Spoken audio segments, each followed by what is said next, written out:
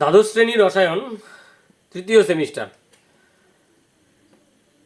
তৃতীয় অধ্যায় hello alkane ও hello arene সমূহ। তো এখান থেকে আমরা এখন শিখব আরএস নামকরণ, কিভাবে আমরা আরএস নামকরণ করব। আরএস নামকরণ করার অর্থ হচ্ছে যে একটি আলোক সক্রিয় জৈব যৌগ, তাতে কাইরাল কার্বন বা অপ্রতিসম কার্বন পরমাণু থাকবে।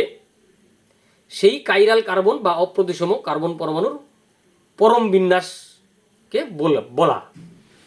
আরএস নামকরণ মানে হচ্ছে কাইরাল কার্বন পরমাণুর পরম বিন্যাস, অর্থাৎ কাইরাল কার্বনের সঙ্গে যে পরমাণু বা গ্রুপগুলো যুক্ত রয়েছে তারা ত্রিমাত্রিক অঞ্চলে কিভাবে বিন্যস্ত হয়ে আছে। এবার প্রথমে ছিল ডিএল নামকরণ, ইংরেজি বড় হাতের ডি এবং ইংরেজি বড় হাতের এল। এই ডিএল নামকরণ মানে হচ্ছে আপেক্ষিক বিন্যাস, কারোর সাপেক্ষে কাইরাল কার্বন পরমাণুর সঙ্গে যুক্ত গ্রুপগুলি কিভাবে বিন্যস্ত হয়ে আছে সেটা, এটা পরম বিন্যাস বোঝায় না। সেই ত্রুটি বা সীমাবদ্ধতা দূর করার জন্য তিনজন বিজ্ঞানী, একজন হচ্ছেন কান, একজন হচ্ছেন ইনগোল্ড, আরেকজন হচ্ছেন প্রিলক, এই তিনজন বিজ্ঞানী আরএস নামকরণ পদ্ধতির প্রচলন করেন। তো সেই আরএস নামকরণ করার জন্য, বোঝানোর জন্য আমি দুটো যৌগের উদাহরণ নিয়েছি। এই একটি যৌগ, এই একটি যৌগ। এখানের যৌগটিকে ফ্লাইং ওয়েস অভিক্ষেপ সংকেতে লিখেছি, আর এখানের যৌগটিকে ফিশার অভিক্ষেপ সংকেতে লিখেছি। তো প্রথমে জেনে নিচ্ছি আর অক্ষরটি কোথা থেকে এসছে। আর অক্ষরটি এসছে ল্যাটিন শব্দ রেকটাস থেকে, যার অর্থ হচ্ছে রাইট বা দক্ষিণ, এবং এস অক্ষরটি এসছে ল্যাটিন শব্দ সিনিস্টার থেকে, যার অর্থ হচ্ছে লেফট বা বাম। এইবারে আমরা চলে যাচ্ছি এই যৌগটির ক্ষেত্রে, যেখানে ফ্লাইং ওয়েস অভিক্ষেপ সংকেতে লেখা হয়েছে। প্রথমে আমাকে এই যৌগটির ক্ষেত্রে কাইরাল কার্বনটিকে চিহ্নিত করতে হবে। কাইরাল কার্বন মানে হচ্ছে যে sp3 সংকরায়িত কার্বন, তার সঙ্গে চারটি সমযোজী এক বন্ধন থাকবে, এবং সমযোজী এক বন্ধনে যে চারটি পরমাণু বা গ্রুপ থাকবে তারা সবাই আলাদা হবে। এখানে হচ্ছে ব্রোমিন, ক্লোরিন, CH3H। এইবার এই যে পরমাণু বা গ্রুপগুলি আছে এদেরকে প্রাধান্যক্রমে সাজাতে হবে। এবার প্রাধান্যক্রমে সাজানোর জন্য আমাদের গ্রুপ বা পরমাণুগুলিকে প্রাধান্য অনুযায়ী জানতে হবে। সেই জন্য বইয়ে একটা চার্ট দেওয়া আছে প্রাধান্যক্রমের অনুসারে, সেখান থেকে আমরা জেনে যাব। এছাড়াও একটা সহজ উপায় আছে, সেটা কি? সেটা হচ্ছে এই কাইরাল কার্বনের সঙ্গে সরাসরি যে যুক্ত পরমাণু আছে সেটিকে লক্ষ্য করব।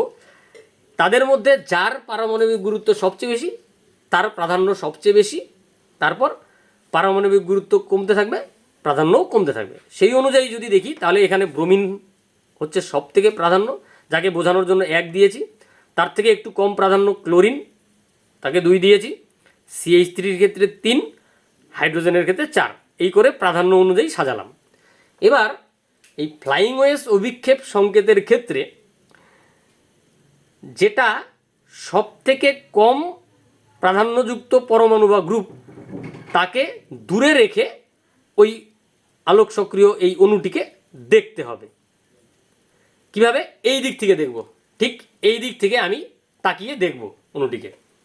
তাহলে কি দেখব? এবার এই ব্রোমিন যেটা আছে, এই ব্রোমিন আমি এখানে বোল্ড করে দেখিয়েছি। অ্যাকচুয়ালি এটা খাতার পৃষ্ঠে এইভাবে উঁচু হয়ে আছে, ঠিক আছে, এইভাবে উঁচু হয়ে আছে।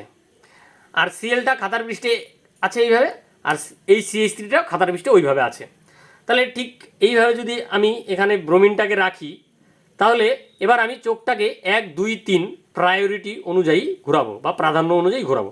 তাহলে 1, তার নিচে আছে 2, এদিকে আছে 3, 1, 2, 3, 1, 2, 3। তাহলে কোন দিকে ঘুরছে? আমি যদি ভালো করে একটু ইমাজিন করি তাহলে দেখব ঘড়ির কাঁটার বিপরীত দিকে ঘুরছে।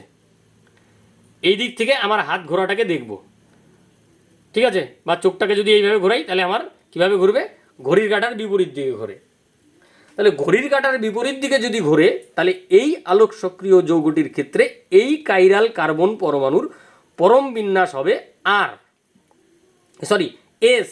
ঘড়ির কাঁটার বিপরীত দিকে ঘুরলে হবে এস, আর ঘড়ির কাঁটার দিকে ঘুরলে হবে আর।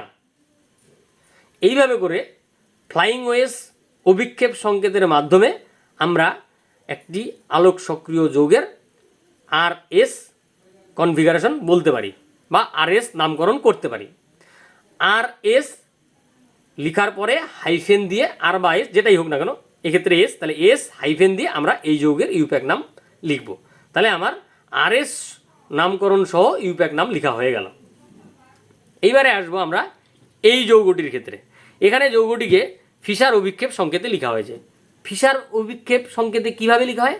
এই যে উল্লম্ব রেখা আছে, এই উল্লম্ব রেখাতে কার্বনগুলো শৃঙ্খলে যুক্ত থাকবে, ঠিক আছে, আর অনুভূমিকগুলোতে অন্য পরমাণু বা গ্রুপগুলো থাকবে। তাহলে এখানে কি নেওয়া হয়েছে?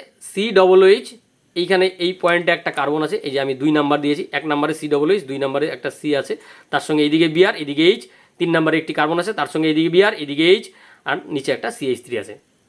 এইভাবে যখন আমরা লিখি একটা উল্লম্ব রেখা এবং একের অধিক অনুভূমিক রেখা যখন যতগুলো থাকবে সেই হিসেবে, তাহলে সেটাকে আমরা বলবো ফিশার অভিক্ষেপ সংকেত। তো ফিশার অভিক্ষেপ সংকেতের মধ্যেও কিন্তু আমাদেরকে কাইরাল কার্বনটিকে খুঁজে বের করতে হবে। তো এখানে এটা হচ্ছে কাইরাল কার্বন, 2 নাম্বার কার্বন পরমাণু, আর 3 নাম্বার কার্বন পরমাণুটি হচ্ছে কাইরাল কার্বন পরমাণু। তাহলে এদের আমরা এখন কি বের করব? পরম বিন্যাস বের করব। তাহলে আমাকে এখানেও নাম্বারিং করতে হবে এবং প্রাধান্য অনুযায়ী নাম্বারিংটা করব, অর্থাৎ প্রাধান্য অনুযায়ী এখানেও সাজাতে হবে। তাহলে এই কার্বনের সঙ্গে এইদিকে Br, এই কার্বনের সঙ্গে এইদিকে কার্বন, প্রথম যে পরমাণুটি যুক্ত আছে সেটা হচ্ছে কার্বন, এইদিকেও কার্বন, এইদিকেও হাইড্রোজেন। তাহলে সেই হিসেবে Br এর হচ্ছে প্রাধান্য সবথেকে বেশি 1। তারপরে এইদিকে এই কার্বনের সঙ্গে এইদিকে কার্বন, এই কার্বনের সঙ্গে এইদিকে কার্বন, ঠিক আছে। তাহলে দুই দিকে তো সেম হয়ে যাচ্ছে, কার্বন সেম হয়ে যাচ্ছে। এখন আমরা দেখব ঠিক কার্বনের সঙ্গে পরবর্তী পরমাণু, এখানে অক্সিজেন, এখানে হচ্ছে Br। তাহলে Br এর পারমাণবিক গুরুত্ব যেহেতু বেশি, সেই জন্য Br এর এই গ্রুপটাকে, Br পরমাণু আছে যে এই গ্রুপটাকে আমরা 2 নাম্বার প্রায়োরিটিতে রাখবো, মানে প্রাধান্যক্রমে 2-এ থাকবে, দ্বিতীয়। তারপরে হচ্ছে COOH হচ্ছে প্রাধান্যক্রম অনুযায়ী 3, আর হাইড্রোজেনের ক্ষেত্রে 4। এইভাবে করে যদি আমি এখন 1 থেকে 2 থেকে 3-এ ঘোরাই, 1 2 3, এইভাবে যদি ঘোরাই, তাহলে আমি কি দেখতে পাচ্ছি? ঘড়ির কাঁটার দিকে ঘুরছে। এবার ঘড়ির কাঁটার দিকে ঘুরলে হওয়া উচিত আর, কিন্তু যখন কম প্রাধান্যযুক্ত গ্রুপ হাইড্রোজেন, কম প্রাধান্যযুক্ত গ্রুপ হাইড্রোজেন অনুভূমিক রেখায় থাকবে, তখন আমরা আর না বলে বলবো এস। এই যে আমি এখানে লিখেছি এস, কিন্তু তার আগে 2, কারণ কি 1 2 নাম্বার যে কাইরাল কার্বন আছে তার পরম বিন্যাস হয়ে গেল এস, অ্যাবসলিউট কনফিগারেশন হয়ে গেল এস, ওই জন্য 2s। একইভাবে যদি 3-এর ক্ষেত্রে করি, আমরা নাম্বার দিব, প্রাধান্যক্রম অনুযায়ী সাজাবো, সাজিয়ে যদি দেখি তাহলে দেখব যে ঘড়ির কাঁটার বিপরীত দিকে ঘুরছে, এবং ঘড়ির কাঁটার বিপরীত দিকে ঘুরলে হওয়া উচিত এস, কিন্তু যেহেতু কম প্রাধান্যযুক্ত গ্রুপটি এখানে অনুভূমিকে আছে তাই জন্য হয়ে যাবে আর, তাহলে 3r। তারপর আমরা এই যৌগটির ইউপ্যাক নাম যেভাবে আমরা শিখেছি সেভাবে লিখে দেব। তাহলে এটা হয়ে গেল RS নামকরণ সহ ইউপ্যাক নাম হয়ে গেল। এইভাবে করে আমরা কিন্তু ফিশার অভিক্ষেপ সংকেত বা ফ্লাইং ওয়েস অভিক্ষেপ সংকেতের সাহায্যে কি করতে পারি? কোনো একটা আলোক সক্রিয় যৌগ তার ক্ষেত্রে RS নামকরণ করি বা কাইরাল কার্বন পরমাণুর পরম বিন্যাস নির্ণয় করি। ঠিক আছে, তো এই ভিডিওতে এই পর্যন্ত, ধন্যবাদ।